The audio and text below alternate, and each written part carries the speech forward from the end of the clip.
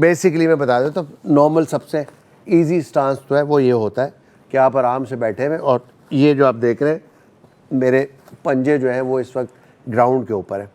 اور ڈرلز میں بیسکلی جب بال پہ نظر, جیسے میں نے بتایا کہ وہ بہت امپورٹنٹ ہوتی ہے, بال پہ نظر, ذہن میں یہ ہونا چاہیے کہ میرے پاس بال آ رہی ہے, میں نے پکڑنی ہے, میرے پاس ہی بال آئے گی. اور جو ایک اور چیز امپورٹنٹ ہے دیٹ از دا باؤنس, کہ جہاں پہ پچ ہو رہا ہے بال اس پچ کے ساتھ آپ نے اٹھنا ہے, کیونکہ آپ پچ کے ساتھ اٹھیں گے تو آپ کو امیڈیٹلی پچ کا بھی آئیڈیا ہو جائے گا کہ اس پچ پہ باؤنس کتنا ہے پھر آپ کی باڈی اسی حساب سے ایڈجسٹ کر لیتی ہے. سو جب بھی آپ اسٹارٹ کریں نیچرلی آپ کو بالر کے ہاتھ میں جو بال ہے اس کو دیکھنا ہوتا ہے اور کوشش یہ کرنی ہوتی ہے ذہن میں کہ یہ بال میرے پاس آئے گی, کیچ آئے گا, اسٹمپ آئے گا, واٹ ایور, بٹ بال میرے پاس آئے گی, میں نے بال کو میں نے پکڑنا ہے وہ اسٹمپنگ کے لیے ہو, کیچ کے لیے ہو.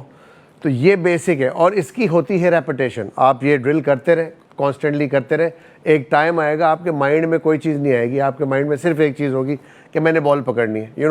آٹومیٹکلی ریئیکشن باڈی سے ہو رہا ہے. جب آپ ایک چیز کی ریپیٹیشن, جو ہماری کوچنگ فیلڈ ہے اس کے اندر کہتے ہیں جی ایک چیز کی ریپیٹیشن 10,000 ٹائم آپ کر لیں تو آپ automatically perfection, near to perfection آ جائیں گے.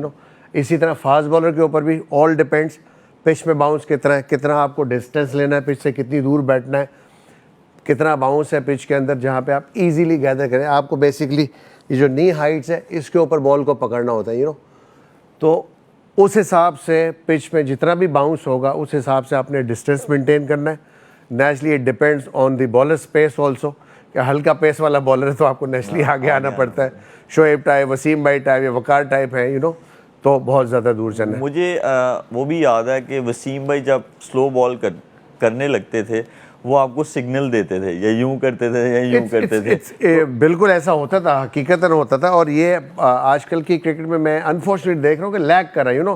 آپ کی اگر کوآرڈینیشن بہت زیادہ اچھی ہے نا وکٹ کیپر کے ساتھ بالرز کی, کیونکہ آج اتنی زیادہ ویریشنز آ گئی ہیں کہ آپ کی انڈرسٹینڈنگ ہونا بہت زیادہ ضروری ہے. آپ نے ایک ہلکا سا اشارہ کرنا ہوتا ہے, وکٹ کیپر ذرا سا آگے آ جاتا ہے یا فیلڈ چینج کر لیتے ہیں آپ تو انفارچونیٹلی یہ چیز نہیں ہو رہی, وچ از ویری گڈ تھنگ جو ہم کرتے تھے وسیم بھائی. اور اکثر میں نے کیچز پکڑے. یاد بھی ہے معین بھائی, اکثر جب وہ سگنل دیتے تھے آپ کو یہ شولڈر کا یا اس سائڈ والا یا اس سائڈ والا, جو ان کا اس ٹائم فریش ہوتا تھا, بولنگ بہت کرتے تھے وہ.